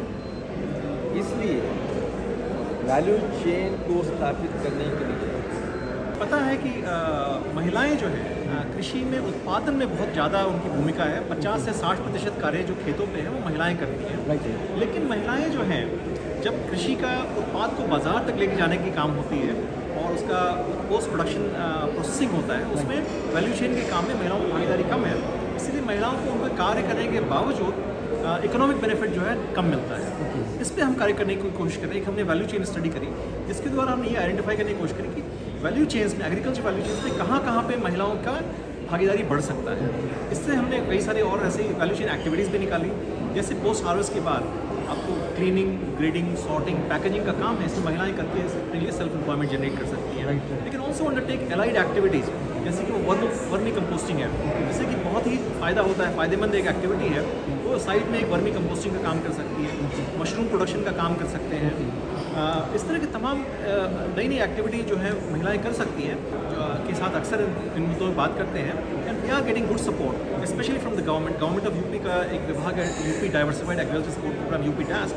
उन्होंने हमको सपोर्ट किया करीब 19 FPO सेटअप करने के लिए, जिसका खास करके फोकस होगा एक ऑर्गेनिक फार्मिंग को प्रमोट करने का, क्योंकि जितना पूरा हमारा गंगा का कैचमेंट एरिया है, सो गंगा के नदी के किनारे अराउंड जो है पूरे यूपी में ये FPOs जो है नमामि गंगे प्रोजेक्ट के तहत यूपी डास्क को प्रमोट कर रहे हैं और ग्रामीण फाउंडेशन में गवर्नमेंट से पार्टनर कर रही है। अभी मतलब एक तरह से छोटे स्तर पर शुरुआत हुई हमारे देश में, लेकिन जैसे जैसे कंज्यूमर्स के अंदर अवेयरनेस बढ़ती है और the importance of agriculture from A nutrition perspective, from the perspective of good improved production practices, then the consumer is willing to pay a higher price for these commodities. So long term में of course farmers will have benefit, लेकिन उसका पूरा value chain आपको production से लेके और consumer तक पूरा वैल्यू चेन जो है इंटीग्रेशन करना पड़ेगा। क्योंकि जब तक ऑर्गेनिक प्रोडक्ट के बारे में या नेचुरल फार्मिंग के बारे में आप कंज्यूमर को कॉन्फिडेंस नहीं होगा, जब तक वो उसके लिए एडिशनल पे नहीं करेगा। It's a work in progress. इसमें बहुत सारी टेक्नोलॉजी की ज़रूरत है कि ट्रेसिबिलिटी हो, कि एक्चुअली जो भी चीज़ कंज्यूम कर रहे हैं वो कौन से फार्म से आया है, उसके अंदर कौन सा इनपुट गया है, हम जिसको ऑर्गेनिक कह रहे हैं वो वाकई ऑर्गेनिक है या नहीं है। तो जब वो ट्रेसिबिलिटी के द्वारा, टेक्नोलॉजी के द्वारा वो कॉन्फिडेंस जागृत हो जाएगा, तब ये कार्य हो सकता है। फाउंडेशन आज की डेट में तकरीबन 55 FPOs जो एग्जिस्टिंग FPOs हैं उनके साथ कार्य कर रहा है, और तकरीबन 35 नए FPO हम प्रमोट कर रहे हैं सरकार के अलग अलग विभागों की मदद से। तो तकरीबन 85-90 FPOs के साथ कार्य करते हैं। औसतन एक FPO के अंदर 700 मेंबर्स होते हैं। तो आप कह सकते हैं कि करीब 50-55 हज़ार फार्मर्स के साथ आज की डेट में हम कार्य कर रहे हैं, मोस्टली ईस्टर्न यूपी में। यूपी ऑफ कोर्स हमारा एग्री प्रिडोमिनेंट एक्टिविटी है वहाँ पे, लेकिन हम चाहते हैं कि इसके द्वारा जो कार्य हो रहा है, जैसे हम कहेंगे कि बाजार तक पहुँच कैसे पड़े, मार्केट एक्सेस फार्मर्स को कैसे पड़े, या हम उनको डिजिटल एग्रीकल्चर एडवाइजरी सर्विसेज कैसे एक्सटेंड करें, या हम महिलाओं की भागीदारी FPOs के अंदर कैसे बढ़ाएं। तो इसके अंदर जो भी हम कार्य एक छोटे स्केल पे कर रहे हैं, उसको सरकार जो है बहुत बड़े स्केल पे कर सकती है। उत्तर प्रदेश में फॉर एग्जांपल 1600 से ज़्यादा FPOs हैं। पूरे देश में हमारे पास 10,000 से ज़्यादा FPOs हैं। तो उस मॉडल को अगर पूरे देश में या पूरे राज्य में अगर विकसित किया जाए तो उससे पूरे बहुत बड़े स्केल पर फायदा होगा। ये मानना है कि सरकार आज की डेट में एग्रीकल्चर के ऊपर बहुत इन्वेस्टमेंट कर रही है, पूरा एग्री स्टैक बना रही है, पूरा एग्रीकल्चर का डेटा, फार्म का डेटा, क्रॉप का डेटा डिजिटाइज हो जाएगा। एक बार जब वो डेटा डिजिटाइज हो जाएगा तो एक फार्मर के बारे में, फार्म के बारे में, क्रॉप के बारे में जानकारी उपलब्ध हो जाएगी। तो जैसे आपको एडवाइजरी सर्विसेज देनी है तो आप फार्मर को जो है एकदम अप्रोप्रिएट एंड रिलेवेंट एडवाइजरी दे पाएंगे। आपको अगर कमोडिटी परचेज करना है तो आपको पता होगा कहाँ से आप कौन सी कमोडिटी कितनी मात्रा में उपलब्ध है और परचेज कर सकते हैं, इनपुट कहाँ पे कितनी डिमांड है और कब डिमांड है वो आप बता सकते हैं। तो through integration of technology, bye focusing on small holder farmers and on women farmers, bye promoting climate smart practices, water conservation techniques, हम चाहते हैं कि एग्रीकल्चर से किसानों की आमदनी भी बढ़े और न्यूट्रिशन सिस्टम भी हम एक प्रोडक्शन प्रैक्टिस बढ़े कि न्यूट्रिशन इंप्रूवमेंट हो, और हमारा क्लाइमेट कंजर्वेशन का भी जो है अभी हमारे अगले फेज में हम वेस्ट बंगाल में एक्सपैंड कर रहे हैं हमारे प्रोग्राम, और हम उम्मीद करेंगे कि वेस्ट बंगाल से आगे मतलब ये गेटवे जो है वेस्ट बंगाल वो नॉर्थ ईस्ट के लिए हो सकता है नॉर्थ ईस्ट की तरफ भी जाए, लेकिन अभी तो हम उत्तर प्रदेश में खास कार्य कर रहे हैं और वेस्ट बंगाल में एक्सपैंड कर रहे हैं। सर जी, आपका जो ग्रामीण फाउंडेशन है ये रूरल एरिया में क्या काम कर रहा है सर?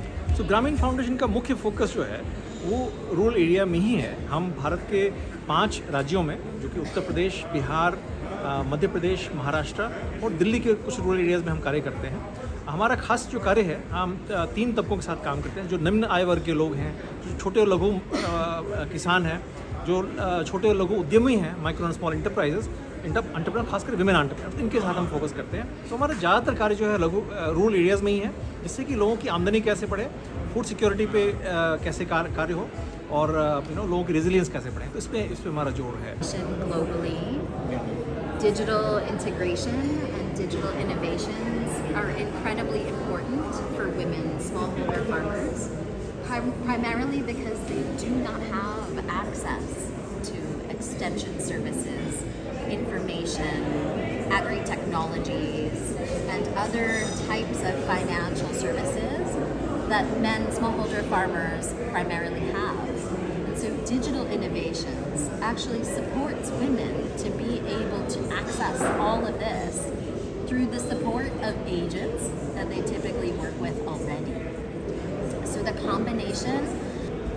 देखिए, ज़्यादातर जो काम है कृषि में महिलाओं के द्वारा किया जाता है, इस बात से सब लोग वाकिफ़ हैं, और इस चीज़ को ध्यान में रखते हुए भारतीय कृषि अनुसंधान परिषद ने महिलाओं का कृषि क्षेत्र में क्या योगदान है इस विषय के ऊपर एक अलग संस्थान भुवनेश्वर में खोला हुआ है।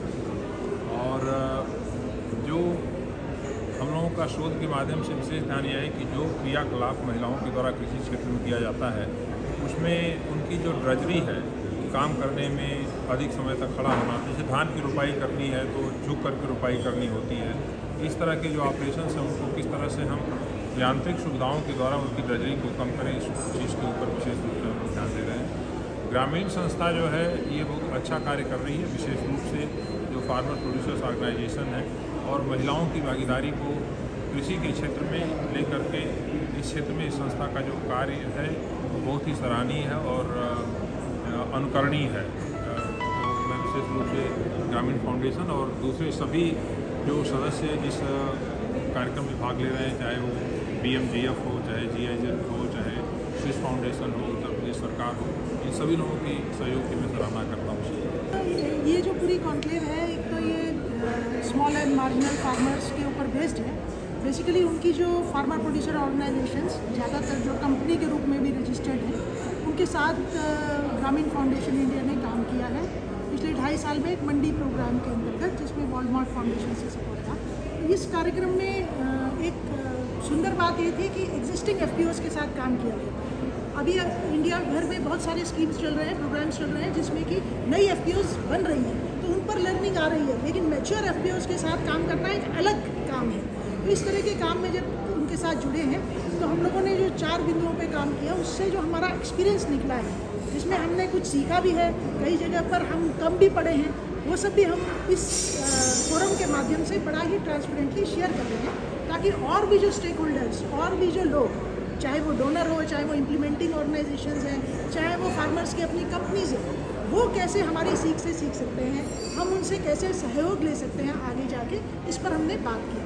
तो कुछ चीज़ें जो मुख्य हमको इस पूरे प्रोजेक्ट से जो फाइंडिंग्स आई हैं, उनके हमने 3-4 अलग-अलग तरीके की रिपोर्ट्स बनाई हैं। पर एक दो जो रिपोर्ट्स हैं, हमारा इवैल्यूएशन जिसे हम कहते हैं कि प्रोग्राम के ख़त्म होने पर हम एक असेसमेंट करते हैं, वो तो पैरामीटर जो हमने सेट किए थे कि प्रॉफिटेबिलिटी बढ़ेगी, मार्केट एक्सेस बढ़ेगा, डिजिटल इंक्लूजन मतलब डिजिटल टूल्स का इस्तेमाल बढ़ेगा, उन सब में तो हम आगे बढ़े हैं। लेकिन जो हमने क्वालिटेटिव भी स्टडी किया थोड़ा इन डेप्थ, उससे हमको कुछ और परतें जो हैं सीख और परतें आई।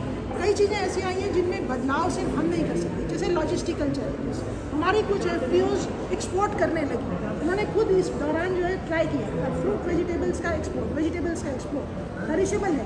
तब रियल चैलेंजेस सामने आए कि लॉजिस्टिक चैलेंजेस क्या हैं, कोल्ड चेन नहीं डेवलप्ड है, रखेंगे कैसे, वहाँ पर जब एक्सपोर्ट हो गया वहाँ पर ट्रेसेबिलिटी नहीं है, हमारा माल किसी से मिल गया, इसको कौन चेक कर रहा है। तो इस तरह के जो माइन्यूट प्रॉब्लम्स हैं वो बड़े क्लियर निकल के आए हमारे साथ। फिर हमने जो वुमेन की भागीदारी के ऊपर काम किया FPOs के साथ, तो हमने नंबर्स बहुत अच्छे से बढ़ाए हैं, मतलब इन द सेंस कि मैन। नमस्कार दोस्तों, हमारे बीच कुलदीप बर्तरिया जी हैं, यहाँ पर ग्रामीण फाउंडेशन में इन्होंने शिरकत दी है। सर जी, कैसा लगता है आप जब इस तरह से ये फाउंडेशन काम करती हैं भारत के लिए और ग्रामीण लोगों के लिए, एग्रीकल्चर के लिए, तो कैसा लगता है? सबसे पहले मैं धन्यवाद अदा करना चाहूँगा आप जैसे मीडिया कर्मियों का, जो कि बड़ी शिद्दत के साथ ये कार्य कर रहे हैं और कहीं ना कहीं जन जन तक इस कार्यक्रम को पहुँचा रहे हैं। मैं बताना चाहूँगा, यदि हम बात करते हैं बड़े पैमाने की, बड़े उद्योगपतियों की, बड़ी कंपनियों की, तो बहुत सारे कॉन्फ्रेंसेस सेमिनार होते हैं, पर कहीं ना कहीं आज मैं देख रहा हूँ ग्रामीण फाउंडेशन जो एक स्मॉल फार्मर, एक छोटे फार्मर्स के लिए जो कहीं ना कहीं एक बीड़ा उठाया है आगे, जो स्मॉल फाउंडर हैं, जिन पर बहुत कम ज़मीन है, जिन पर एक छोटी सी ज़मीन है, अपना छोटा सा वो कहीं ना कहीं खेती बाड़ी से अपना परिवार चला रहे हैं, उन सभी की भागीदारी के लिए ये बीड़ा जो उठाया है ग्रामीण फाउंडेशन में, तो मैं ग्रामीण फाउंडेशन का भी धन्यवाद अदा करना चाहूँगा। और मैं यहाँ पर एज ए डेलीगेट इन्वाइटेड हूँ, तो कहीं ना कहीं अपनी बात इसी तरह से रखना चाहूँगा, जैसे बूंद बूंद से मटका भरता है, बूंद बूंद से घड़ा भरता है, वैसे ही यदि हम भारतवर्ष की बात करें, जो 130 करोड़ देशवासी हमारे यहाँ पर हैं, यदि हम छोटे छोटे फार्मर्स का ध्यान रखकर ऐसे ही सेमिनार कॉन्फ्रेंसेस करते रहे, उनको जानकारी अवगत कराते हैं, जागरूक करते हैं। मैं अभी भी कॉन्फ्रेंस में देख रहा था कि बड़े छोटे स्तर के जो फार्मर हैं, बी कीपिंग हो गया या कुछ और हो गया, या मैंने देखा कुछ अचार बनाते हैं, कुछ ऐसे कर्मी भी हैं अंदर, या बहुत छोटे स्तर पर अपनी कुछ खेती बाड़ी करके अपने परिवार का जीविका उपार्जन करते हैं, ऐसे लोग अंदर अपने स्टॉल लगाया हुआ है। उनको देखकर कहीं ना कहीं बड़ा अच्छा लगता है कि, और मोदी जी का जो मिशन है आत्मनिर्भर भारत, तो आत्मनिर्भर भारत तभी बनेगा जब हम आत्मनिर्भर छोटे से छोटे प्राणी को, पंक्ति में खड़े हुए सबसे पीछे वाले व्यक्ति को आत्मनिर्भर बनाएंगे।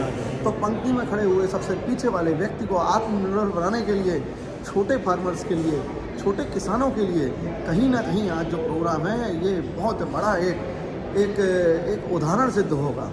इसी के साथ मैं चाहूँगा आगे भी ऐसे प्रोग्राम होने दें, और ग्रामीण फाउंडेशन और इस इवेंट के ऑर्गेनाइजेशन और सभी मीडिया बंधुओं का बहुत बहुत धन्यवाद अदा करता हूं। Thank you very much Kuldeep ji, आप यहाँ आए, आपने सिद्धि दी, और इस तरह के प्रोग्राम में आप निरंतर आते रहते हैं, ताकि जो है लोग जागरूक हों आपके माध्यम से, मीडिया के माध्यम से। Welcome madam, here is India and you are from USA. How do you like that Grameen Foundation? Oh, absolutely. So Grameen Foundation has had our office here since many years, and this is one of our biggest offices globally. So I am based in the US. We are an international organization, an international non-profit organization.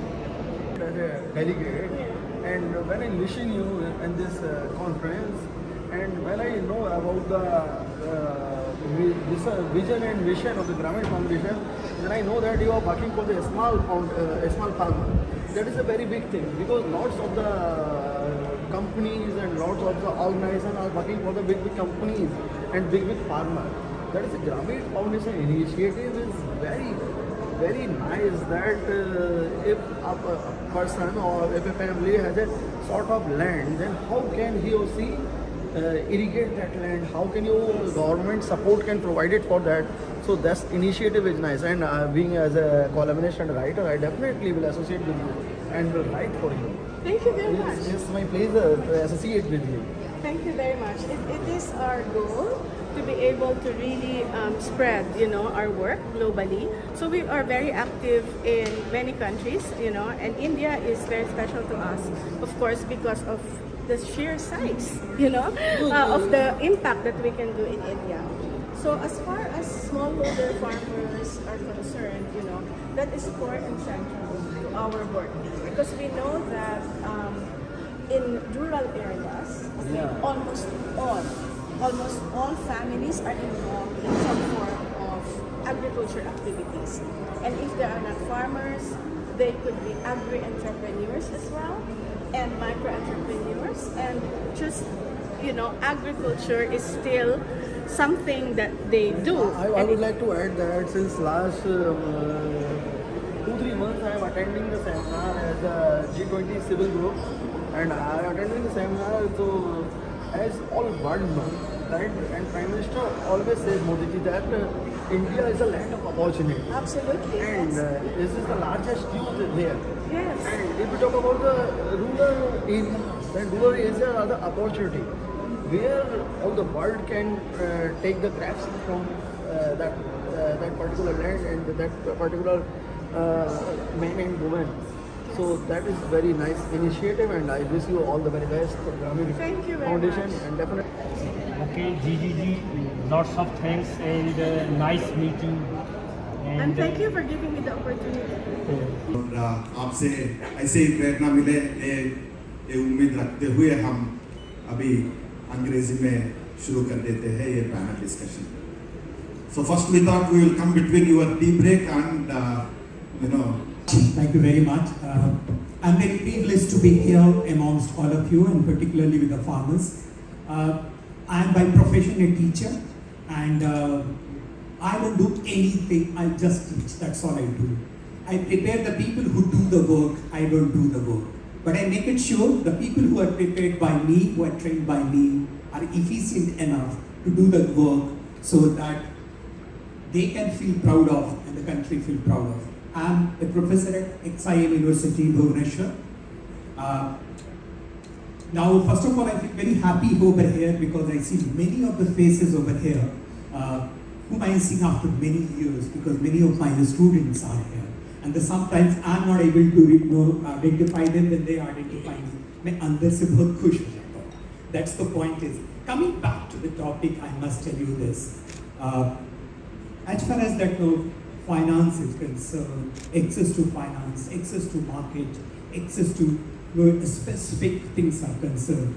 No, I have a one point again to take it, and I will take it from the management side of it. What the management says is this. Till now, what the way we have done with the APOs, we have gone and we have identified this area, this very crop will grow well, and then after they will grow the crop, we will try to sell the products because the farmers will grow it, we will aggregate it and we will sell it off. And I know most of the time it has happened that we are not able to take them to the market, and whenever we are able to take them to the market, they are not able to sell it at the right price.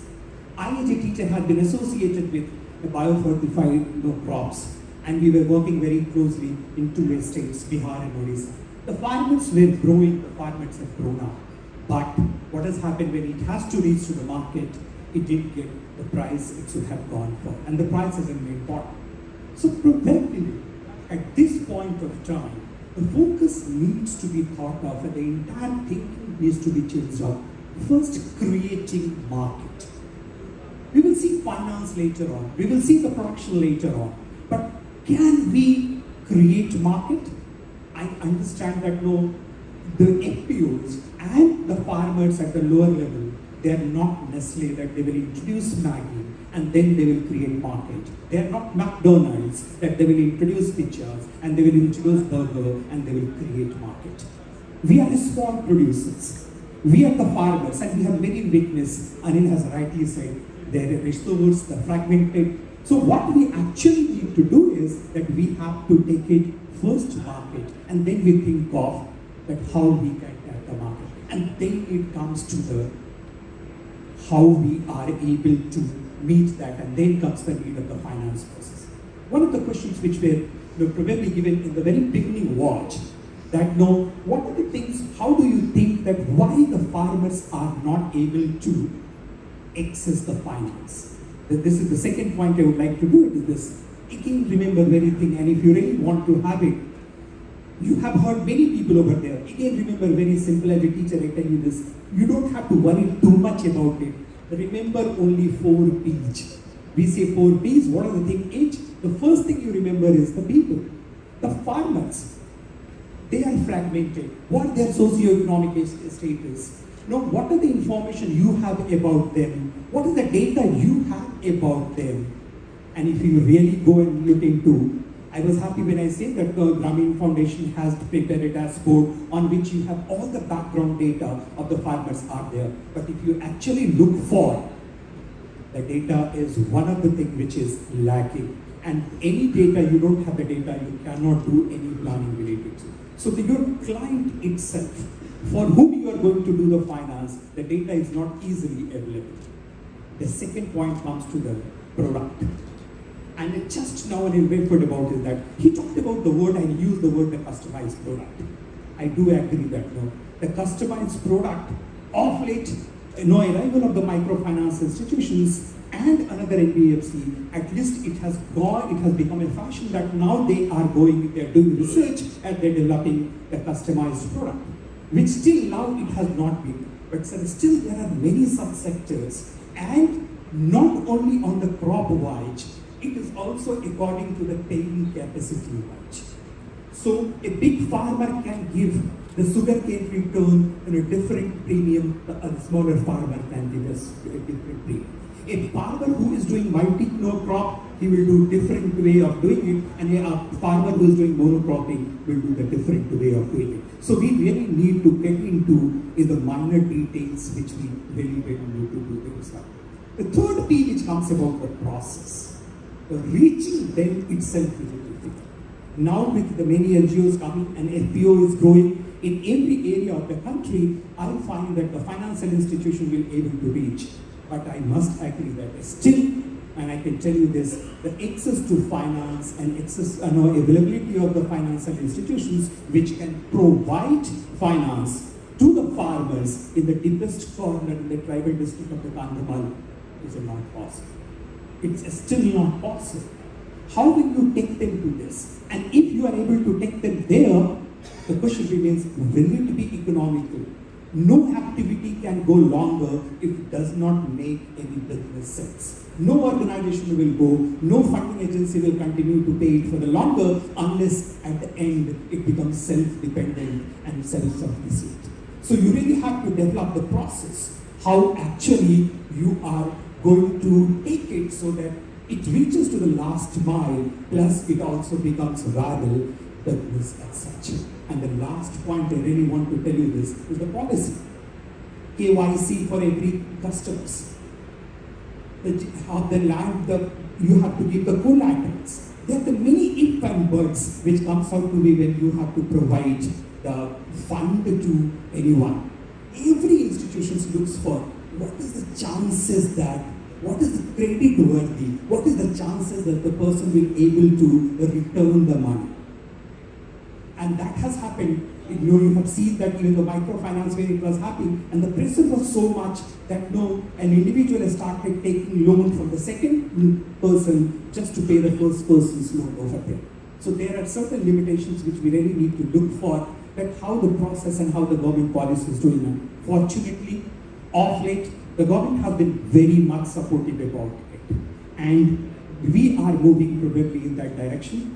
So this is all we just wanted to tell you over there, that if you really want to make this possible, if we are able to take care of only those 4P, keep in the mind it is easy to remember, there's nothing to do. You have the people, you have the product, you have the process, and you have the policy. If you are able to take care of all those 4, I feel to some extent we can make it sure that the finance, needed finance in the right form reaches to the right people. This is like blood to the body. Right? So it's not visible, but it's there, and it's actually helping you do a lot of stuff, including access markets, do your core jobs well. Right? So, but finance is a highly responsible part of the entire ecosystem, because when you lend, you actually first borrow, and when you borrow from depositors, and it's a pledge that you have to repay depositors money. Right? So the act of lending is a very, very responsible act. Having said which, when it comes to the farm ecosystem or the farmer financing ecosystem or agriculture at large, it's a very, very large fragmented market, right? It's $70,000 billion in dollar terms, in terms of size of market. 85-86% of that is small and marginal farmers. And when we talk of small and marginal farmers, we talk about how do we uplift them, how do we improve their bargaining power, right? So it's very interesting. So you have 86% of this entire sector in small and marginal. And if you see the ecosystem, whom do they buy from? Whom do they sell to? Right? That entire ecosystem needs to come together to improve the bargaining power of this particular large, base of farmers. Only then can you create a market. And once you create a market, the market access improves. So I think all are equally responsible. The input providers, the large corporates who buy from farmers, the lenders to the farmers. So all have a role to play to improve the bargaining power of this extremely large and important base of agricultural sector. Now, how do we do that, right?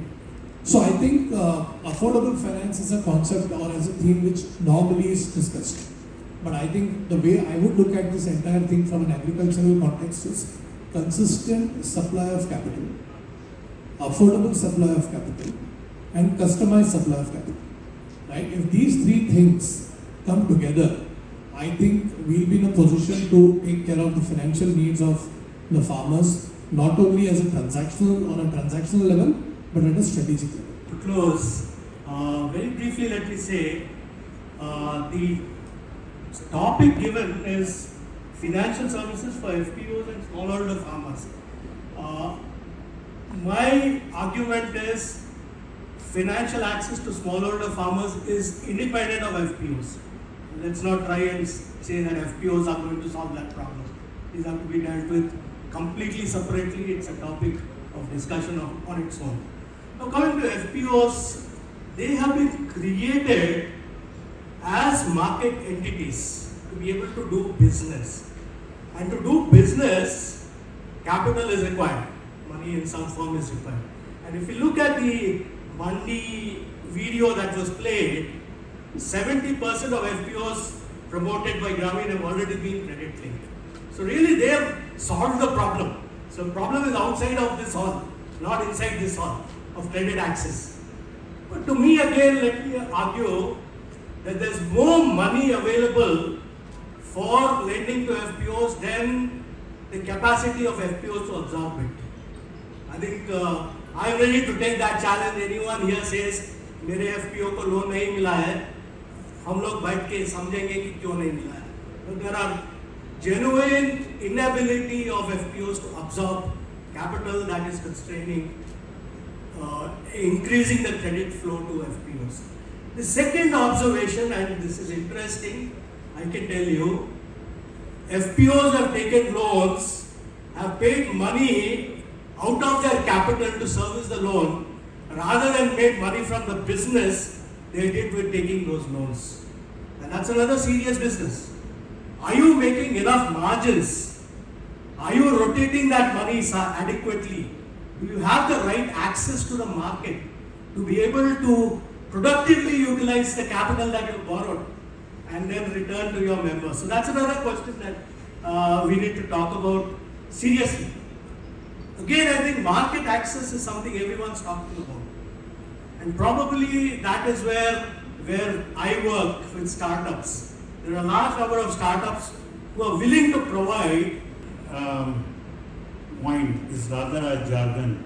It could be termed Junda also.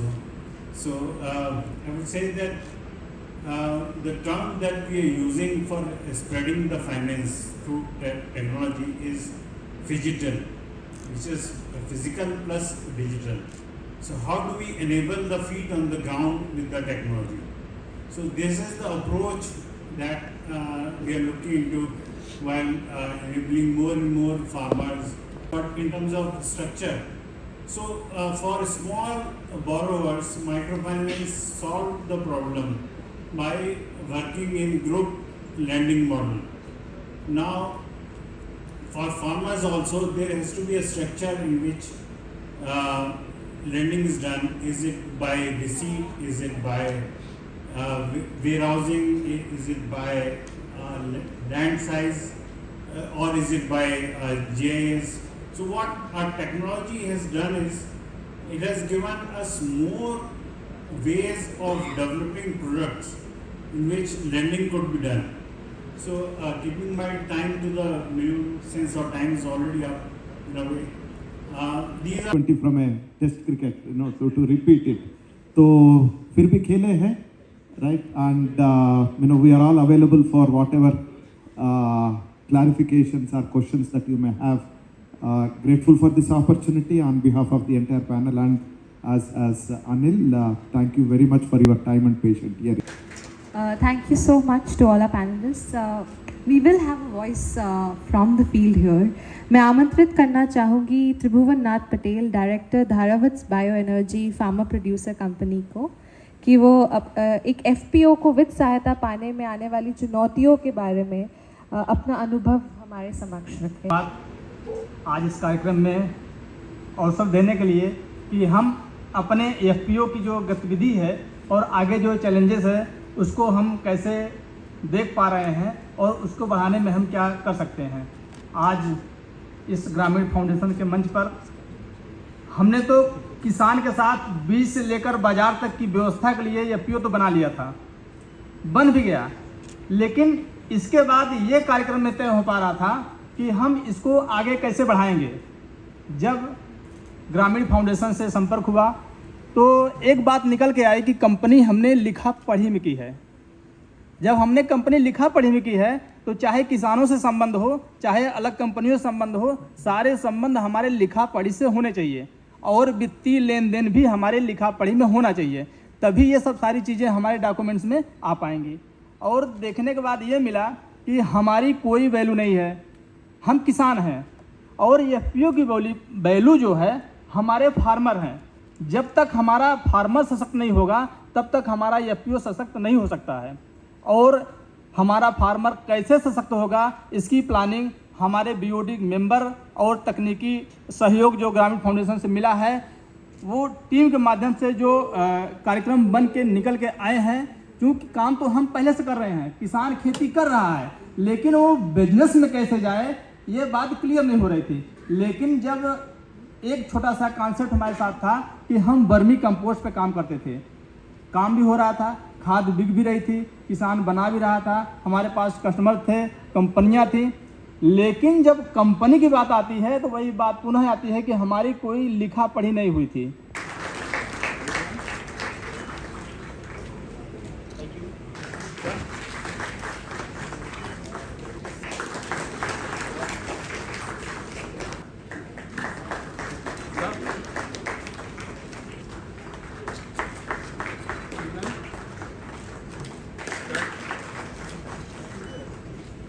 SG Anil for his flawless and excellent moderation.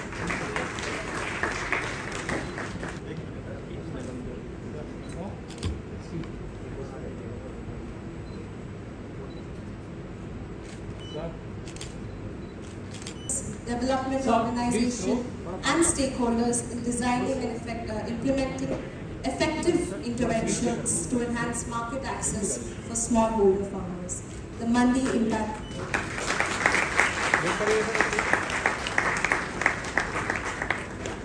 अब 2 ton लेंगे तो तब भी अच्छा ठीक है 1 ton के नीचे से नहीं शुरू होता।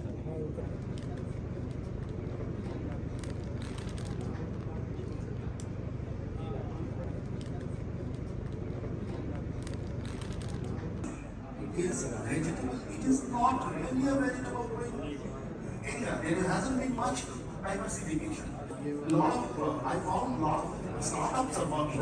Startup involvement is some of those cost-effective solutions, especially on addressing logistics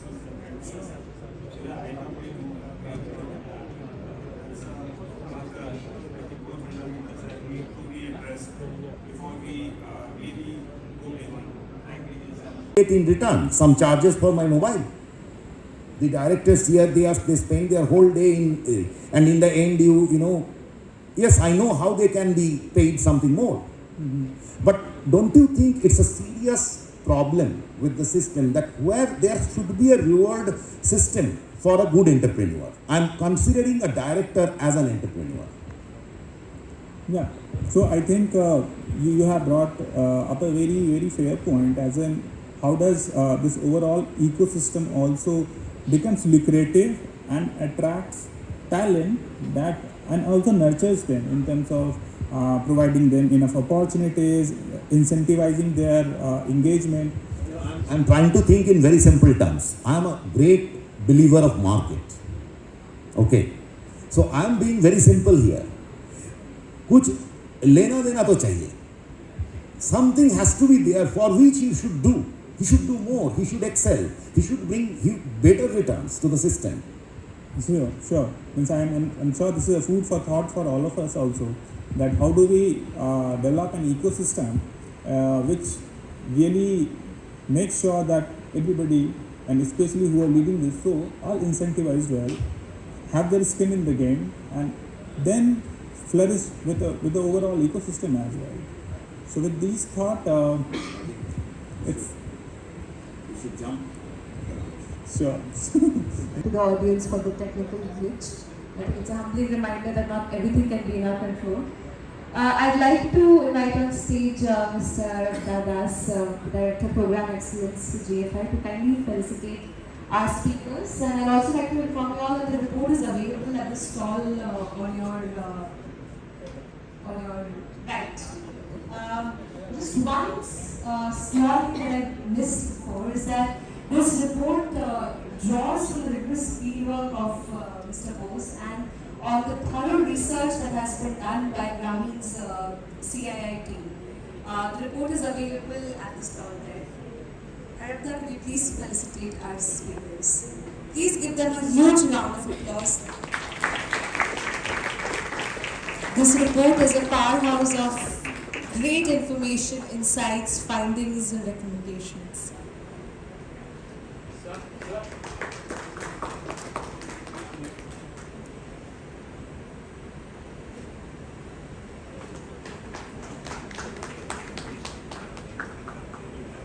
ग्रामीण फाउंडेशन इंडिया पिछले 2.5 वर्षों से मंडी प्रोजेक्ट पे काम कर रही है. इसका पूरा नाम है market access enabled through digital innovation, क्योंकि पूर्वी उत्तर प्रदेश में करीब 40 फार्मर प्रोड्यूसर ऑर्गेनाइजेशंस के साथ हम इस पर कार्य कर रहे थे. इन 40 फार्मर प्रोड्यूसर ऑर्गेनाइजेशंस की टोटल मेंबरशिप करीब 30,000 फार्मर से ज़्यादा है. ज़्यादा फोकस स्मॉल होल्डर फार्मर्स के ऊपर है, विमेन फार्मर्स के ऊपर है. इसके द्वारा, इस प्रोजेक्ट के द्वारा जो है 2 उद्देश्य थे हमारे. पहला उद्देश्य था कि स्मॉल होल्डर फार्मर्स जिनके पास 2.5 एकड़ से कम की ज़मीन है, उनकी इनकम और रेजिलियंस कैसे बढ़ाया जाए, और दूसरा कि विमेन फार्मर्स का पार्टिसिपेशन FPOs में, एग्रीकल्चर वैल्यू चेन्स में कैसे बढ़ाया जाए.